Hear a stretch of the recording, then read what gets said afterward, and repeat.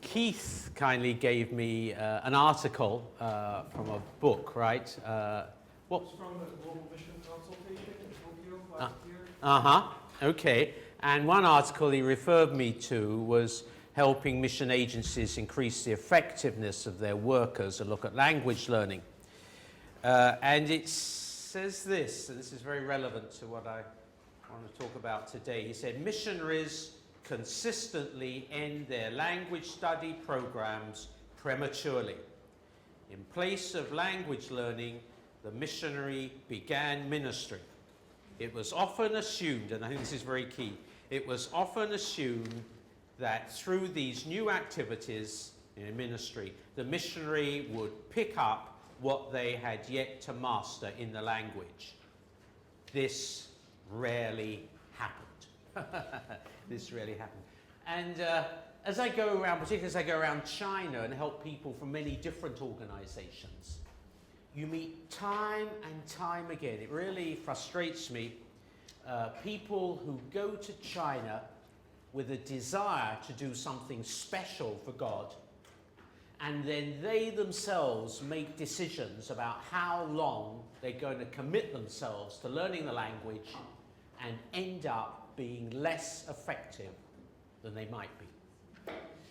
And the problem is that you and I have chosen to learn some of the world's most difficult languages. You know, Korean, terrible language.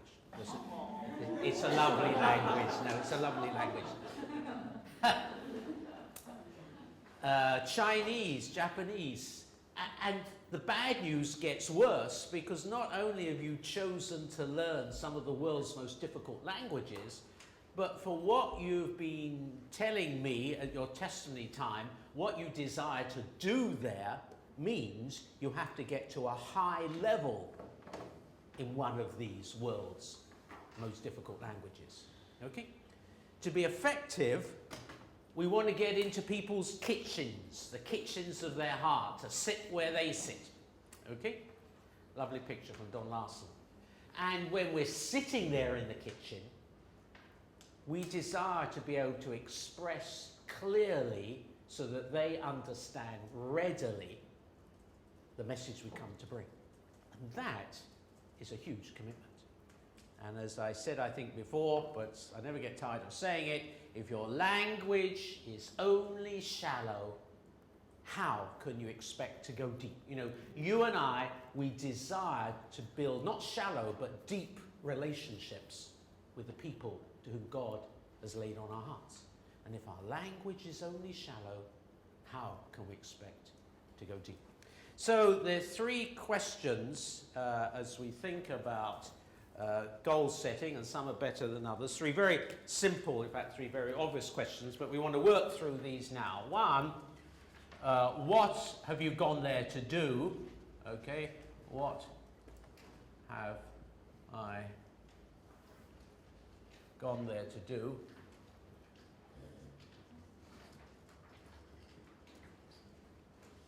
Secondly,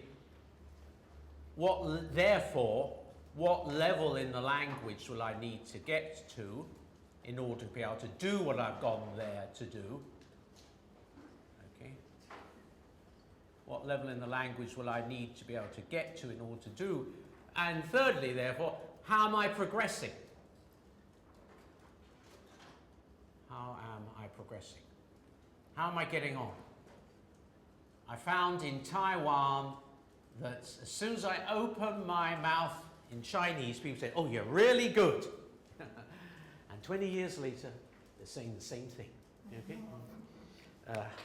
I need to know objectively how am I progressing. So let's just look at these. Some are better at setting goals than others and monitoring them. But let's just think about this for a few minutes, okay? Okay, firstly, the first question, what have I gone there to do? And basically, we're going to break this down in a few minutes, but basically I need a language for living.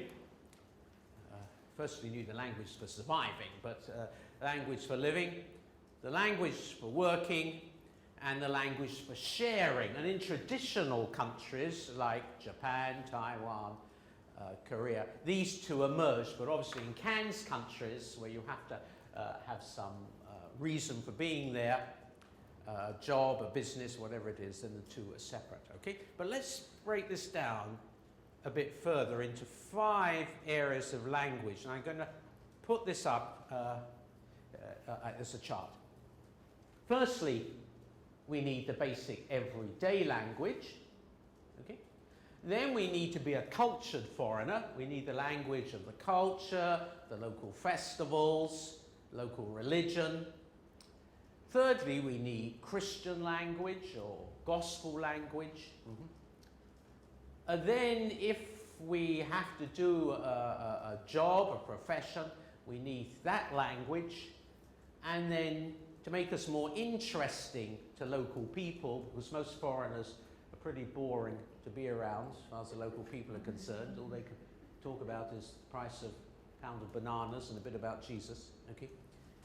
Get the language for hobbies and interests and make yourself more interesting to the local people. So 5 areas: basic everyday language, culture, Christian, professional, and hobbies. Any questions on this up to now? What does the line cross mean in terms, like the professional and hobbies and interests are in the same arc, but they're different areas? Okay, good question. I'll go into this in a bit more, but basically, language schools cover these 3 areas. Okay, every day, culture, and if it's a mission-led language school, will give us the Christian. The rest, you have to get yourself. Okay, your profession, like medical or whatever it is, maybe the school can help you, but often language schools in their normal, say, 2-year program are designed to help us to get these 3 well. The rest, we have to get ourselves, and we're going to think about that in a few minutes. Yeah, thanks for asking that. Okay. All right, now let me ask you a question. Therefore, in order to be effective in ministry, okay, I want to be effective in ministry, should I decide to give a certain amount of time to this language? I'll give it 2 years. You hear this in China, I'll give 2 years to language. Or should we say, how many books, when I've finished the books, the textbooks in this language school, then I can say I've finished. Okay? Which one of these 2 should it be? Curriculum. Neither. Yeah, I've already written it here, you see. Neither. And this is where people go wrong, you see. I go around China, I ask, how long are you going to spend learning Chinese? We see many university programs are 2 years, you see. So you go, I'm going to give it 2 years. And they assume magically, mysteriously, when the clock comes up after 2 years, they'll be able to do everything they've gone to China to do, you see. Where do we get this 2 years from? We don't get it from the Bible. You know what I mean? Get it from going to university and we see that curriculum there. Yes, you see, and again, curriculum, you see. And it's the wrong, it's the wrong focus. It's the wrong focus. We need to think about levels of ability in the language. And that's what we're going to focus on now, okay? That's what we're going to focus on now. The scale I'm using comes from the Foreign Service Institute in Monterey in the States, and then LAMP, if these things mean nothing, it doesn't matter at all. But today, there's 1 or 2 other scales that are commonly used, particularly called the ACFL scale. But I prefer to use this scale from the Foreign Service Institute because I think it's more meaningful for us as missionaries. Okay? The other scales often don't go high enough. Okay? So 5 levels: survival, daily living, minimum work, full work, native. Okay? What do they mean? Well, if I'm at survival level, I can buy a train ticket, I can buy my fruit and vegetables at the market, I can introduce myself, my name, the country I've come from, what I'm doing here. Fairly basic. Daily living, if you think, say, of a wife, she wants to build relationships with the neighbours. She wants to talk about bringing up children. She wants to talk about her home country, the geography and maybe the history, and also understand about the geography and the history of the country she's living in now. That's something like daily living. What's the difference between minimum work and full work? Well, supposing this was a Chinese business company, okay? You're all Chinese and I'm the foreigner, okay? If I'm at level 3, you would say, yeah, Martin's Chinese is pretty good, but I know I mustn't talk too fast, and I know there's certain words he won't understand, okay? That's roughly level 3. Level 4, you know, when you talk to me, you don't have to slow down, you don't have to think what you want to say, because you know I'll understand it. Okay, that's pretty high level, okay? Native level is when we speak just like the natives, okay? Now, when do we get to this level? We get there in our dreams. But they're lovely dreams. They're lovely dreams. It's interesting, with Chinese, sometimes when one dreams, one's talk, if you're in your dream, if the other person's Chinese, you often talk to them in Chinese. And I've never sort of woken up and said, oh, I got the tone wrong, or something like that. All the tones are perfect. Lovely dreams. Okay, we get the other dreams. Okay. And therefore, we want to ask, well, all right, that's so far so good, these 5 levels. Let's try and break it down a bit more. And what this book LAMP did, and it's all on the website, is it at each level, it looked at the tasks you ought to be able to handle well so that you can say them at that level. Level 1, I can start conversations, I can order a simple meal, I can go to the market to buy my vegetables and fruit, I can give directions to a taxi driver. When you can do those okay, you say, I'm level 1, and there are more tasks on here. Level 2, I can give detailed information about the weather, so important to the British, my family, my childhood. I can describe the organisation I belong to, I can hire household help, etc., etc. Level 3, I'm able to correctly understand information given to me over the telephone, which isn't often very easy.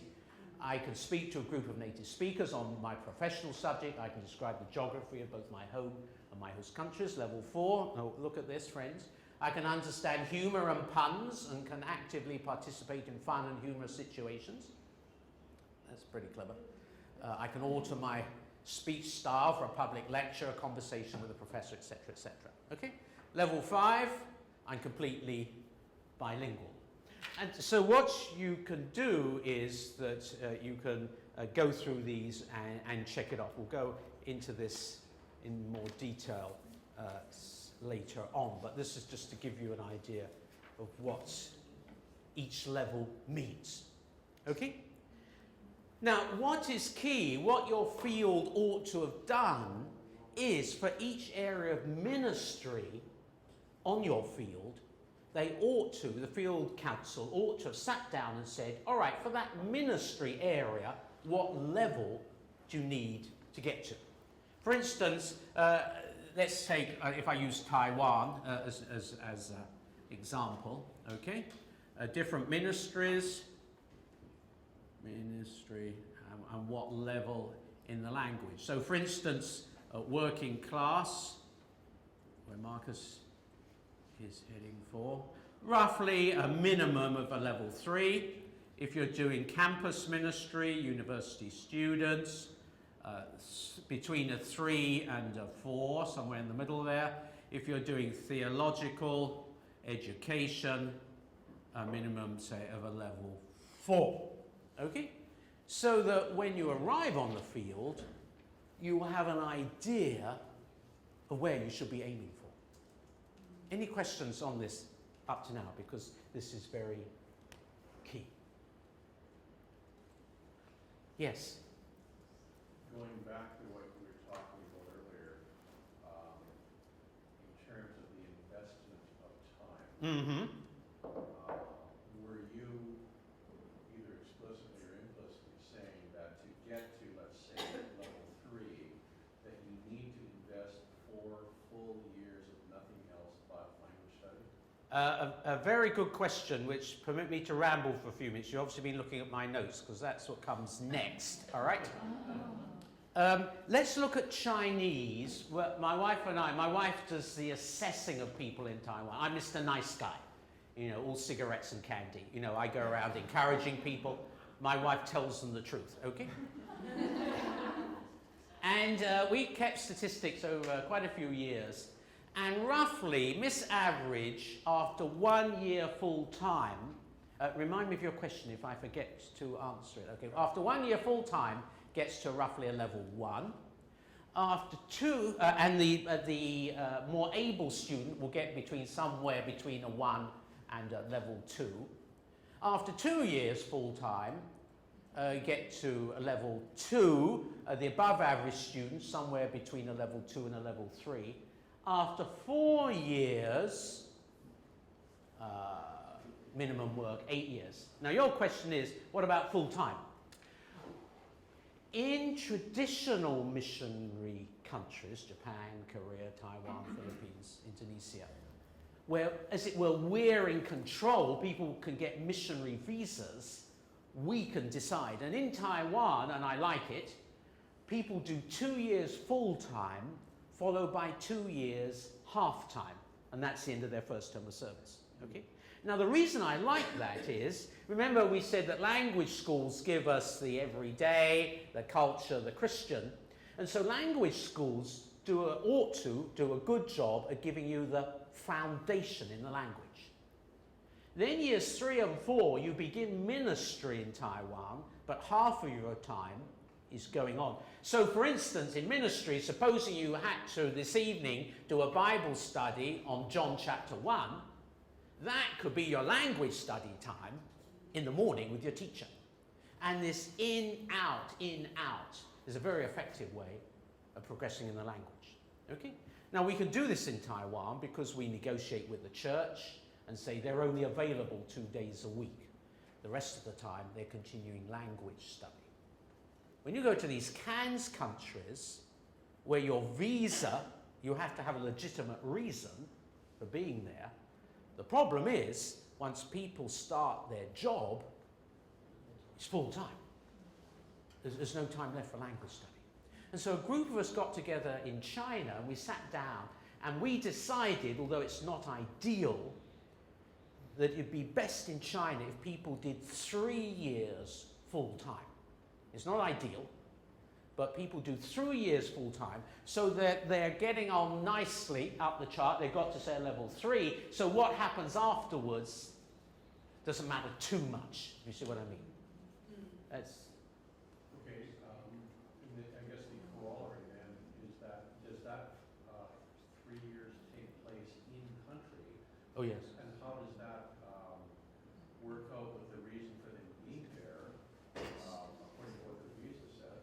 Well, student visa, and everyone understands the student. Okay.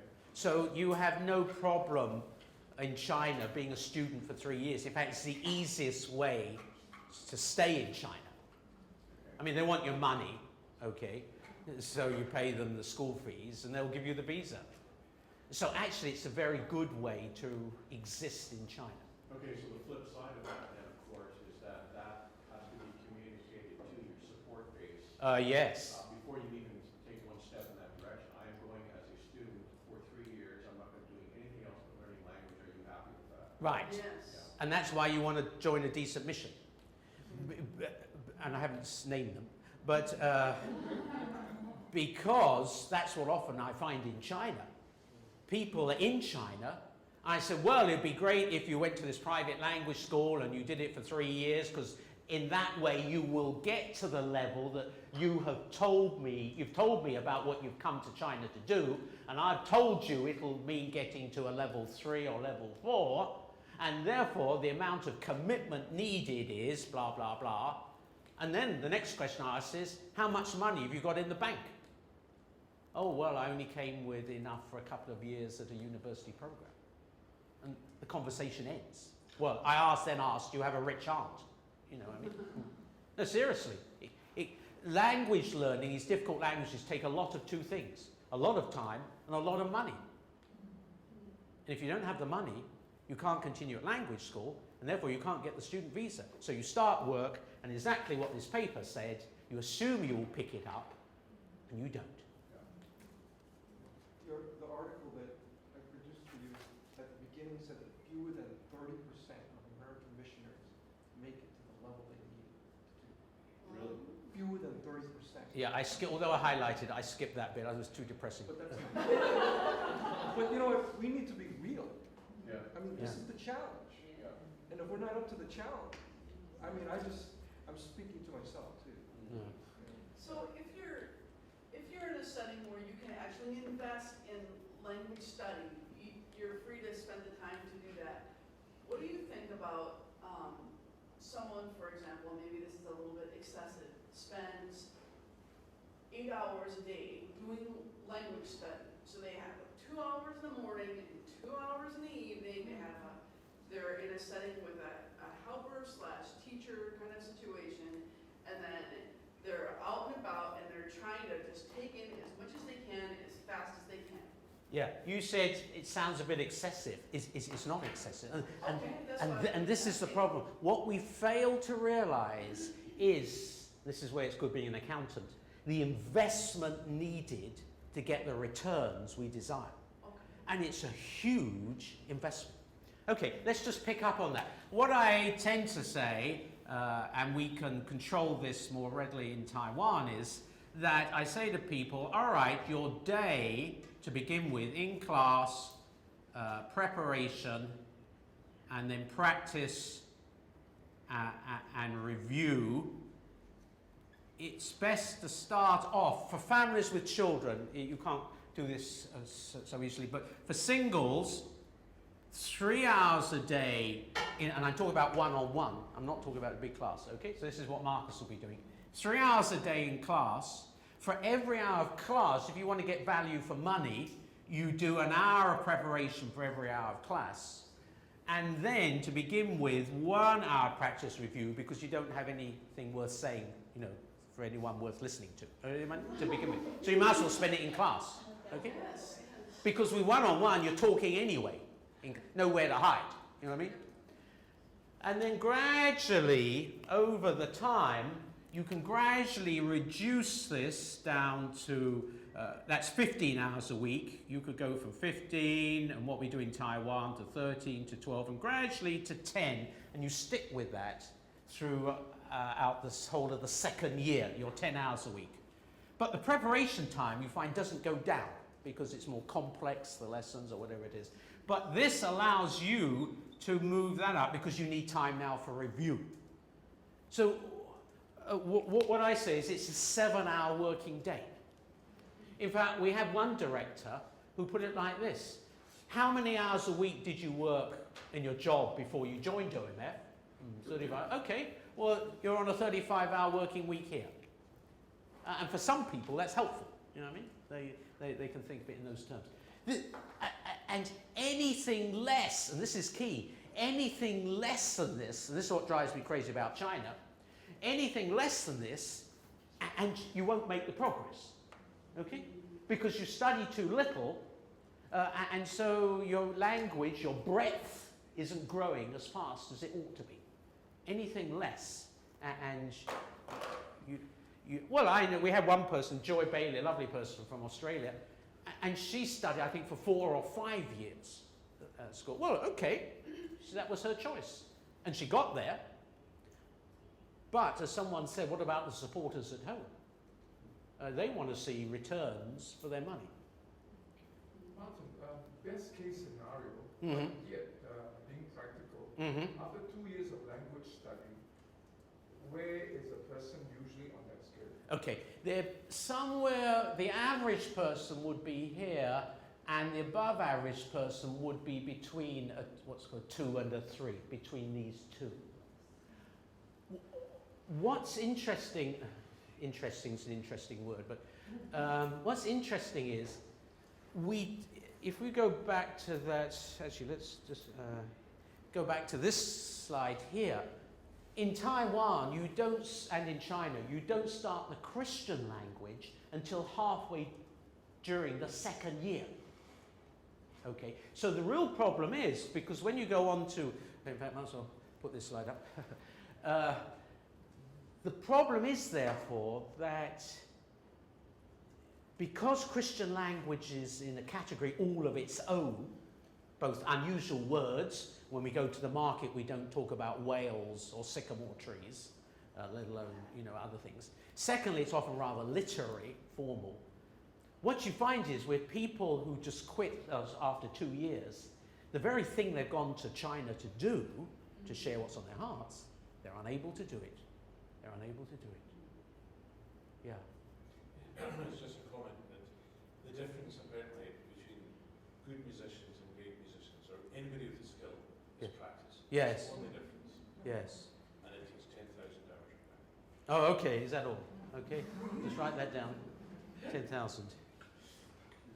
We need about 7,000 words, roughly, as I've thought about it. We need 7,000 or that's quite a lot. And in a tonal language, you have to double that because you have to remember the tone on the word. Is that good news or bad news?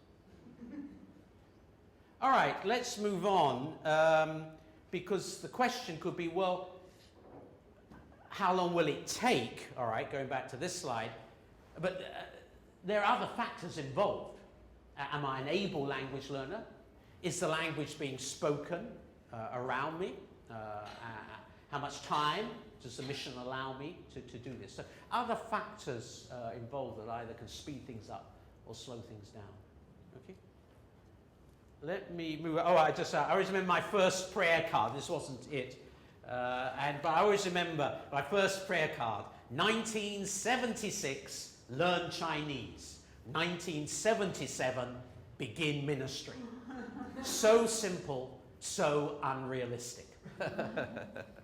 Yeah, let's be realistic, friends, okay, and get our expectations adjusted. I say, ask the language coach, how long, don't do it as soon as you get off the plane. You know, give them a few months to get to know you. And then say, tell me honestly, how long do you think it's going to take? I just want to match these two up just in a couple of minutes. Let's put this one up and do the levels here. So, 2, 3, 4, 5. Okay, 1, 2, 3, 4, 5. So, as I said, that language schools start with hopefully the everyday language, and then in the second year it continues the everyday language, and then culture and Christian language. Learn more of these. And as we said, language schools roughly take us to a level 2, okay? Roughly 2 in 2 years. So language schools do this. And then afterwards, it's for us to go and get the language for our job and our hobbies. Okay? Okay? So far, so good? What's the next slide? Got any hobbies? Let's try and help each other. Let's try and help each other. Think of a hobby you enjoy, some interest, some hobby you enjoy doing, and we're going to help you get that language where you're going to get it. Okay? All right. Anyone, throw out a hobby. What do you like doing? Bicycle. Oh, bicycling. Oh, okay. Mm-hmm. Probably you can get a group together. Where can we help Tina with her bicycling to get the language for a bicycle? What kind of bicycle? Long distance. Okay. Long distance? Sure. So you need a road bike as opposed to a mountain bike? Oh, Yeah. that's quick. Okay. And what kind of roads are you going to be traveling on? Paved, nice roads. Okay, so you want thinner tires as opposed to fatter tires? Yeah, I don't think we need so much the details of the bicycle. I was thinking maybe a university might have a club, a bicycling club, and say, can I come and join in your activities?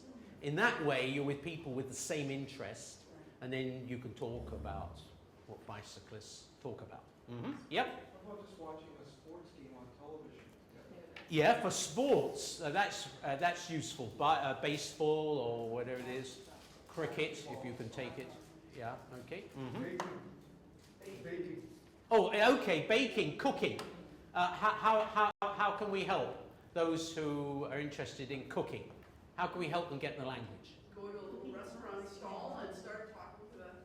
Yes, the problem is that often to begin with, these words, especially names of dishes, are often very difficult. Like in Chinese, you know, I saw on the menu, 蚂蚁上树, you see, ants climbing the tree. So I thought, well, let's try this. And I was so disappointed. No ants and no tree. That's what I mean. So descriptions can be difficult. But how can we help? Can you invite someone to your house to cook together? Yeah, that's what my wife did. Invite a friend round, maybe get one of these English, Chinese cookbooks or wherever it is, English, Thai, whatever it is, and go out shopping. They went out shopping, bought the stuff, and then came back and cooked it. And what do Chinese like talking about all the time? Food. And so when we go to friends' homes, there's my wife the whole evening, kick-it-cock-cock, you see, and I have to wait till they get onto the stock market before I can join in the conversation. Yeah, food. Very good. Also, another way of getting cooking vocabulary. Go shopping. Some, Cooking schools. yes, maybe there's a cooking school. Maybe there's a program on the television. Okay, cooking, and then you could invite a friend to watch it, maybe record it, because it'll go fairly fast, and then play it back. Other hobbies and interests. Photography. Oh, photography. How are we going to help? Sorry. Yeah, but there's. People love it when you take a picture in the rural area and then bring it back to them, because they don't have cameras. Oh, I see. And that's a good way to build a relationship and talk to them. Yeah. Universities, clubs probably have a photography club. That's what I was thinking. And say, can I join in? Can I become a member? Yeah, that's one way. Someone else's interest. Music and singing. Oh, okay, music. Okay, how can we help Inga with her music? Join, like, go out to sing karaoke together. Oh, okay. Do you like that idea? Sue does. Yeah, is that music? Depends whether you're inside or outside. Again, often universities, if you go to a music school or a university, the music department, to do with linguistics, there was, this has nothing to do with music, but there was this course on the comparison of English pronunciation and Chinese. And I went up to the lecturer, the professor, and said, could I sit in on your class? Could I audit your class? And he said yes. And so I had permission each week to sit on that class, get to know the students and the professor. And that was great. The same with music. If you can get permission, paying fees, often not a lot of fees in Asia, to audit a class, sit in on a class. Yeah. And then you have a legitimate reason, a legal reason to be there. Any other hobbies? Doing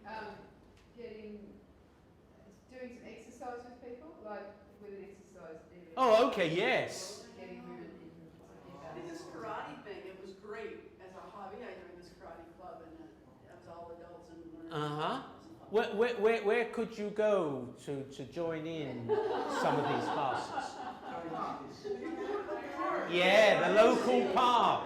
I was in Kunming, there's this park, and you walk around in the morning, and at one end there's some people, and the other end they're singing Peking opera.